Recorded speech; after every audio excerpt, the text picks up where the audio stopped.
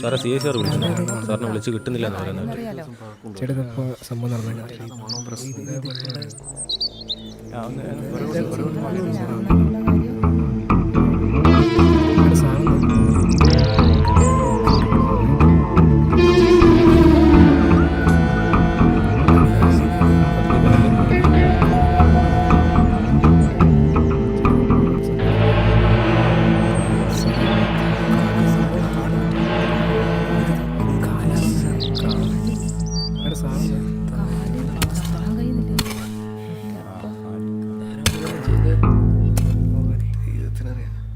രണ്ടു മൂന്ന് ദിവസമായി തോന്നുന്നു.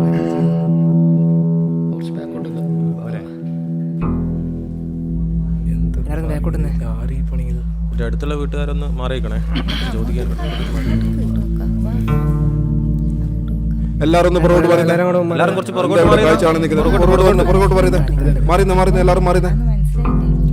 ഈ പറമ്പിന് തൊട്ടടുത്ത വീട് നിങ്ങളല്ലേ? ഫോൺ നമ്പർ എന്നാ? 94 00 46 88 54. സാറേ പ്രൊസീജിയറെല്ലാം കഴിഞ്ഞു കേട്ടോ.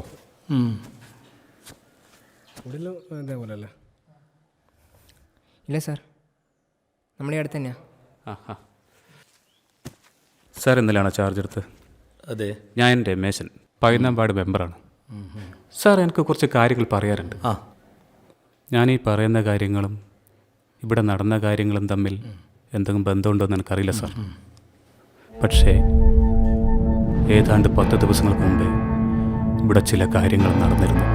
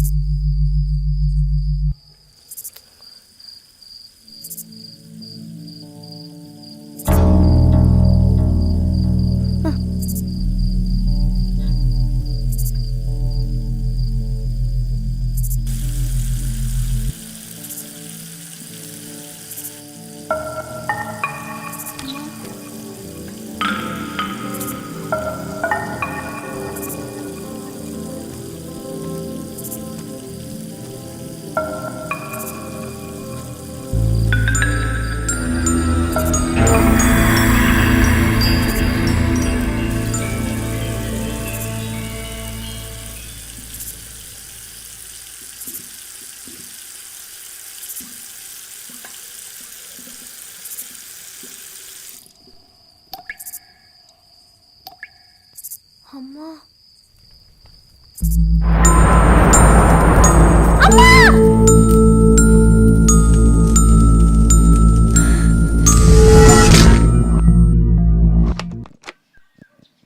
ഓക്കെ അല്ലേ? ഞാനിപ്പോൾ നിൽക്കുന്നത് സംഭവം നടന്ന ശ്രീജിയുടെ വീടിന്റെ മുന്നിലാണ്. ഏകദേശം 10:30 കൂടിയാണ് സംഭവം നടന്നത്. വീടിന്റെ വാതിലിൽ ശക്തിയായി മുട്ടുന്ന ശബ്ദം കേട്ട് പുറത്തിറങ്ങി ശ്രീജിയുടെ തലയിൽ ചുറ്റിക പോലുള്ള ആയുധം വെച്ച് ശക്തിയായി അടിക്കുകയായിരുന്നു. ശ്രീജിയുടെ മോള് നമ്മുടെ കൂടെയുണ്ട്. എന്താണ് മോളെ സംഭവിച്ചത്? ഞാൻ TV കാണുകയായിരുന്നു. പെട്ടെന്ന് ആരോ വാതിലിൽ മുട്ടുന്ന ശബ്ദം ഞാൻ കേട്ടു. ഞാൻ പേടിച്ച് പുറത്തിറങ്ങിയിട്ടില്ല. അച്ഛൻ വീട്ടിൽ എത്തിയിട്ടില്ലായിരുന്നു. അതുകൊണ്ട് അമ്മ പുറത്തിറങ്ങിയപ്പോൾ കയ്യിൽ പന്തം പിടിച്ച് ആരോ ഒരാൾ അമ്മയുടെ തലക്കടിച്ചായിരുന്നു. കണ്ടാൽ തന്നെ പേടിച്ചു പോവും. ഇതൊരു ഒറ്റപ്പെട്ട സംഭവമായി കാണുന്നില്ല. 2 ദിവസം മുന്നേ ഇതേ ഒരു അനുഭവം മറ്റൊരാൾക്ക് കൂടി ഉണ്ടായിരുന്നു. റിപ്പർ സ്വഭാവമുള്ള ആളാണോ, പ്രേതമാണോ, ഭൂതമാണോ, അല്ലെങ്കിൽ ഇവർ പറയുന്നത് പോലെ അജ്ഞാത ജീവിയാണോ എന്നുള്ള സംശയങ്ങൾ ബാക്കി നിൽക്കെ ഇനിയും ഒരുപാട് പേരുടെ തല പൊളിയാനുള്ള സാധ്യതകൾ കാണുന്നു.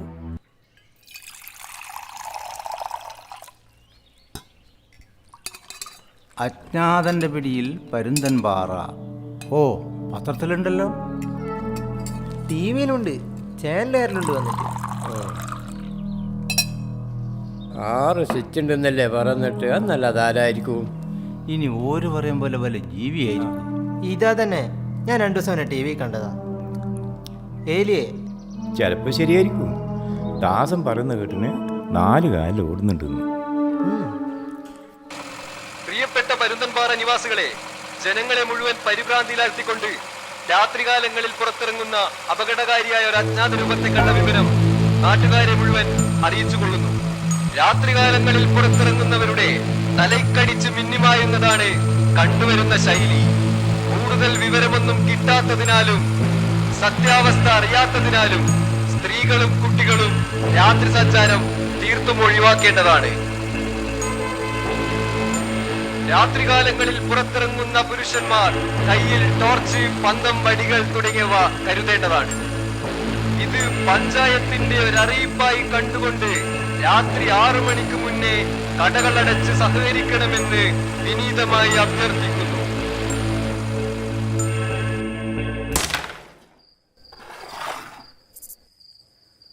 പിന്നെ 20-ാം നൂറ്റാണ്ടിലല്ലേ അജ്ഞാത ജീവി.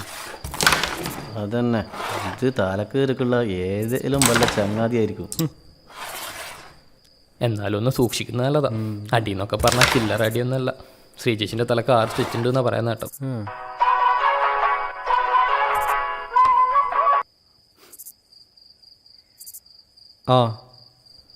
ആ വരുന്നു. ചോറെടുത്ത് വെച്ചോ. ആ ഇറങ്ങാൻ നോക്കുന്നു. ആ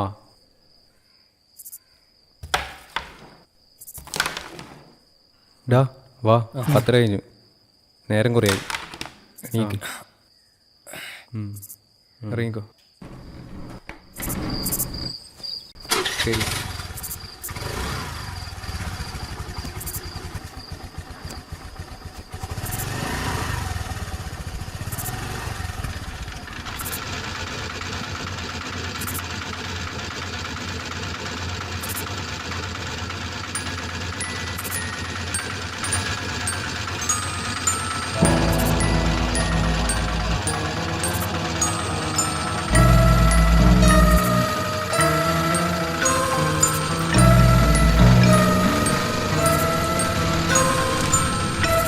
ഇതെന്താ തീയോ?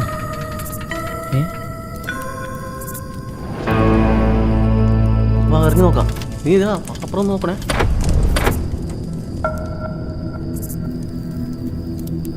ഇവിടെ ഒന്നും ഇല്ലല്ലോ. തൊഴണ്ട. എന്നാൽ ഈ പാരക്ക് റോഡുമ്പിൽ ഇതാരെ തീ ഇങ്ങനെ ഉണ്ട്. അവിടെ എന്തെങ്കിലും ഉണ്ടോ? ഒന്നും കാണുന്നില്ലല്ലോ. ഇവിടെ നിന്നൊന്നും കാണുന്നില്ല. നീ അപ്പുറത്തെ പത്ത് ഒന്ന് നോക്കിയാ.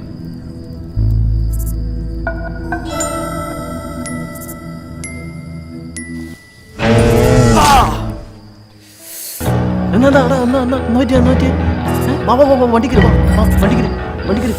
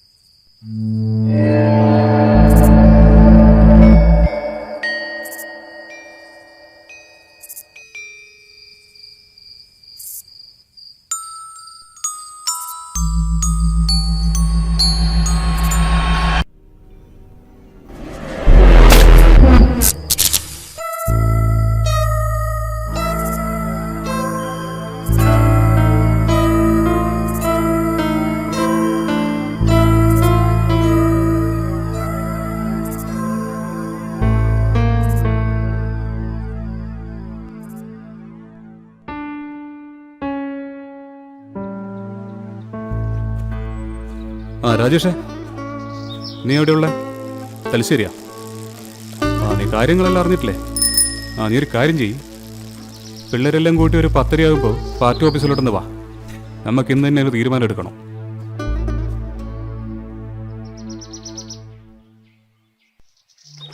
മെമ്പർ രാവിലെ ഇതെങ്ങോട്ടാ? കാര്യങ്ങളൊന്നും അറിഞ്ഞിട്ടില്ലേ? അറിഞ്ഞ് ഇതിങ്ങനെ വിട്ടാൽ പറ്റൂല. ഇതെന്താ നാട്ടുകാർ മുഴുവൻ പൊട്ടന്മാരാ? ഇന്നലെ ആർക്കൊക്കെ അടി കൊണ്ടുവന്ന് പറഞ്ഞു കേട്ടത്? നമ്മളെ ഫാർമസിയിലെ പിള്ളേരില്ലേ, അബി സുധിയോ? ഓ ഓ ആ, ഇന്ന് പാർട്ടി മീറ്റിംഗ് ഉണ്ട്, എന്തായാലും ഒരു തീരുമാനമാവും. ആ മോളെ, അമ്മക്കിപ്പോൾ എങ്ങനെയുണ്ട്? വേദന പോയിട്ടില്ല എന്നാ പറഞ്ഞേ. ആ പക്ഷി നോക്കി എന്ത് രസാ. വലിയ രസമൊന്നുമില്ല. പരുന്തൻപാറയിൽ CDPയുടെ കൊടി പറക്കാൻ തുടങ്ങിയിട്ട് വർഷം 25ആയി. ഇങ്ങനൊരു അനുഭവം ഇതാദ്യമാണ്. എന്തായാലും നാട്ടുകാർ മൊത്തം നല്ല പേടിയിലാണുള്ളത്. കണ്ടവരെല്ലാം പറയുന്നു എന്തോ ജീവിയാന്ന്. പക്ഷേ കാണാതെ അതൊന്നും വിശ്വസിക്കാൻ പറ്റുന്നില്ല. സഖാവേ, ഇന്നലെ ഇത് എനിക്ക് സംഭവിക്കുന്നവരെ ഞാനും വിശ്വസിച്ചിട്ടൊന്നുമില്ല. പക്ഷെ ഇത് സംഗതി ഭൂതാണോ പ്രേതാണോന്നും ഞാൻ പറയുന്നില്ല. പക്ഷെ എന്തായാലും കാണുമ്പോൾ മനുഷ്യരൂപമല്ല. അതൊരു പക്ഷേ മുഖം മൂടിയിട്ട് ഒരാളായിക്കോട്ടെ. എന്തായാലും ഈ സാധനത്തിന് ആളെ കൊല്ലാനുള്ള ഉദ്ദേശമൊന്നുമില്ല. കാരണം തലക്കടിക്കാൻ ഉപയോഗിക്കുന്ന സാധനം ഇരുമ്പൊന്നുമല്ല, മരം വെച്ചുണ്ടാക്കിയ എന്തോ ഒന്നാണ്. ഇത് സംഗതി എന്തായാലും ഒരു ക്രൈമാണ്. പക്ഷേ പോലീസും പട്ടാളൊന്നും വേണ്ട. നാട്ടുകാരെ ഇത്രത്തോളം ഉപദ്രവിച്ച സ്ഥിതിക്ക് ഇത് നമുക്ക് തന്നെ അങ്ങ് തീർക്കാം. അങ്ങനെ 2 ദിവസത്തോളം ഈ നാട്ടിലെ ആൺപിള്ളേർ മുഴുവൻ ആ അജ്ഞാത രൂപത്തിൽ തപ്പി നടന്നു. പക്ഷേ ഒരു കാര്യം ഉണ്ടായില്ല. ആർക്കും ഒരു അപകടവും പറ്റിയില്ല. പക്ഷേ 3-ാം ദിവസം ഒരു സംഭവം ഉണ്ടായി.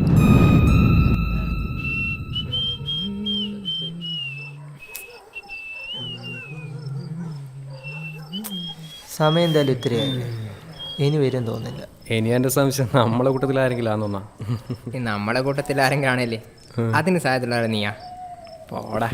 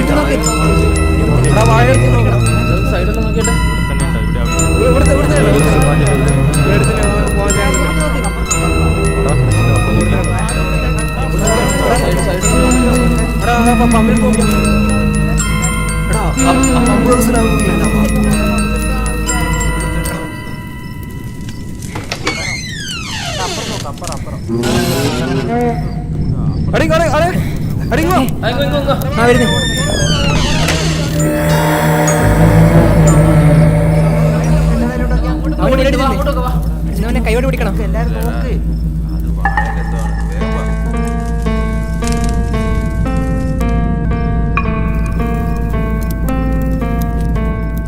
ഇതാണ് സാർ ഇവിടെ അവസാനമായി നടന്നത്. ഇത് നടന്നത് ഏകദേശം 10 ദിവസങ്ങൾക്ക് മുന്നെയാണ്. സാറേ, അന്വേഷിച്ചപ്പോൾ കാല് പോയി എന്ന് പറഞ്ഞ കേസിൽ കോപ്പറേറ്റീവ് ഹോസ്പിറ്റലിൽ ഒരാൾ അഡ്മിറ്റ് ആണ്. ധർമ്മടം പോലീസ് കേസ് അന്വേഷണം തുടങ്ങിയിട്ടുണ്ട്. അന്വേഷിച്ച് വന്നപ്പോൾ അയാൾ ഇവിടുത്തെ ഹോസ്പിറ്റലിലെ ഡോക്ടറാണെന്നാണ് അറിയാൻ കഴിഞ്ഞത്. പുറകോട്ട് വരുന്ന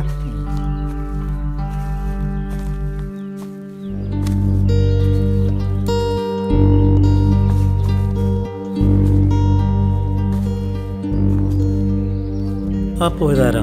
അതൊരു പാവാണ് സാർ, ഒരു മെക്കാനിക്. ഡോക്ടറെ അനാസ്ഥ കൊണ്ടാണ് ഒരു കാല് പോയത്.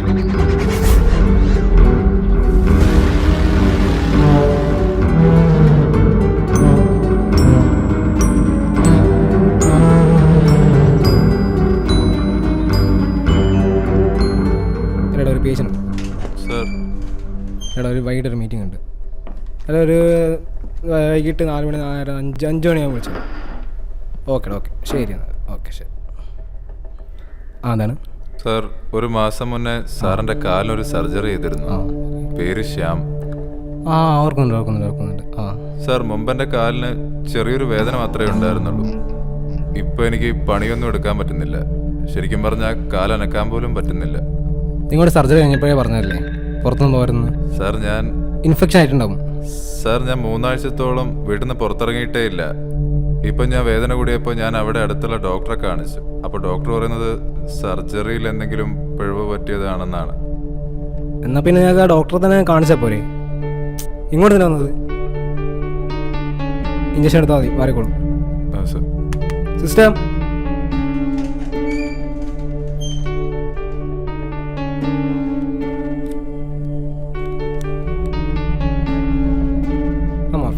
ശരി സർ.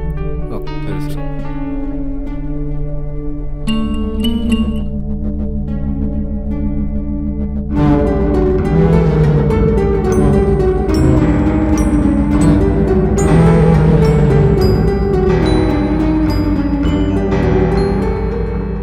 ഒരു മെഡിക്കോ ലീഗൽ കേസ് അല്ലെങ്കിൽ ഒരു മെഡിക്കൽ നെഗ്ലിജൻസ് എന്ന് വേണം ഇതിനെ പറയാൻ. അക്യൂട്ട് കമ്പാർട്ട്മെന്റ് സെൻട്രം ആയി വന്ന നിങ്ങളെ നേരത്തെ പരിശോധിച്ച ഡോക്ടർ അദ്ദേഹത്തിൻ്റെ പരിചയക്കുറവ് കൊണ്ടോ അല്ലെങ്കിൽ അദ്ദേഹത്തിൻ്റെ അനാസ്ഥ കൊണ്ടോ അത് ഓസ്റ്റോമെലൈറ്റിസ് ആയി കാണുകയും അതിനുള്ള ട്രീറ്റ്മെൻറ്റ് ചെയ്യുകയും ചെയ്തു. സോ ശരിയായ സമയത്ത് ചികിത്സ കിട്ടാത്തതും അനാവശ്യമായി ചെയ്തൊരു സർജറി നിങ്ങളുടെ കാലിൻ്റെ അവസ്ഥ കോംപ്ലിക്കേറ്റഡ് ആക്കി. വീണ്ടും ഒരു വേദന വന്നപ്പോൾ ഡോക്ടറെ കാണുകയും മോർഫിൻ ഇഞ്ചെക്ട് ചെയ്യുകയും ചെയ്തു വേദന കുറയാൻ വേണ്ടി. സോ ഡയബറ്റിക് പേഷ്യൻ്റ് കൂടെയായ നിങ്ങളുടെ കാൽ മോർഫിൻ ഡോസേജ് കൂടുതലായതുകൊണ്ട് it leads to paralysis. So ഒരുപക്ഷെ നിങ്ങളുടെ കാല് മുറിച്ച് കളയേണ്ട ഒരു അവസ്ഥ ഉണ്ടാവും.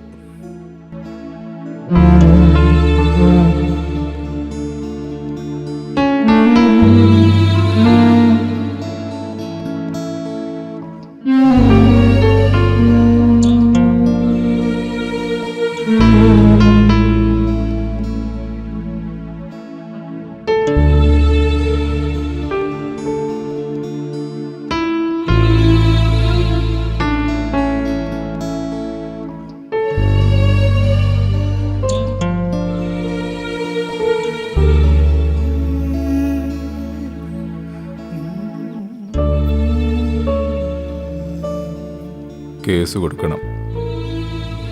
കേസ് കൊടുത്തിട്ട് എന്താവണം? ഓൻ ഡോക്ടറാണ്, നിന്നെപ്പോലെ മെക്കാനിക്കല്ല. ഓനൊരു നല്ല വക്കീലിനെ വെച്ച് വായിച്ച് പുല്ല് പോലെ ഇറങ്ങി വരും. ഇപ്പം നിൻ്റെ കാല് മാത്രമേ പോയിട്ടുള്ളൂ. നാളെ ഇപ്പോൾ കേസ് നടത്തി നിൻ്റെ വീടും കൂടി പോകും. തിരിച്ചടിക്കാൻ റെഡിയാണെങ്കിൽ കാക്കിയും വേണ്ട, ഒരു കോപ്പും വേണ്ട. കഴിഞ്ഞ അണ്ടല്ലൂർക്കാവിലെ തെയ്യത്തിന് വാങ്ങിയ ഒരു മാസ്ക് ഉണ്ട്, അത് മതി.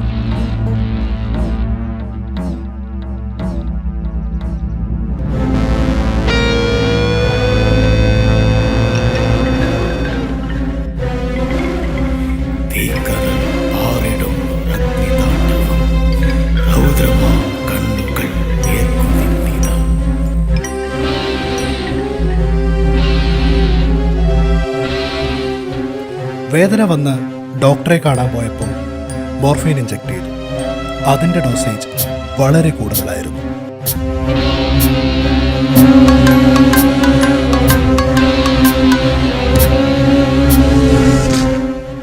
അനാവശ്യമായി ചെയ്തൊരു സർജറിക്ക് പിന്നാലെ ഔട്ട്ഡേറ്റഡ് ആയ മരുന്നുകളായിരുന്നു നിങ്ങൾക്ക് ലഭിച്ചത്.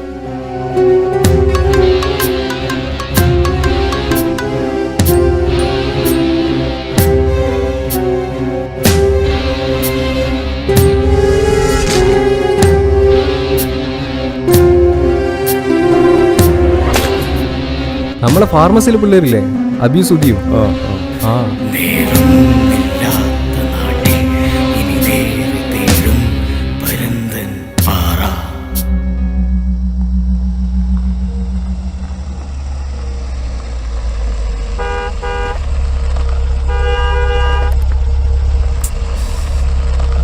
മാറടാ മാറടാ.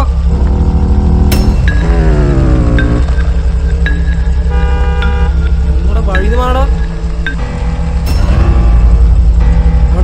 മാറ മുന്നിൽ അവിടെ നിന്നോടല്ല മാറ മാറ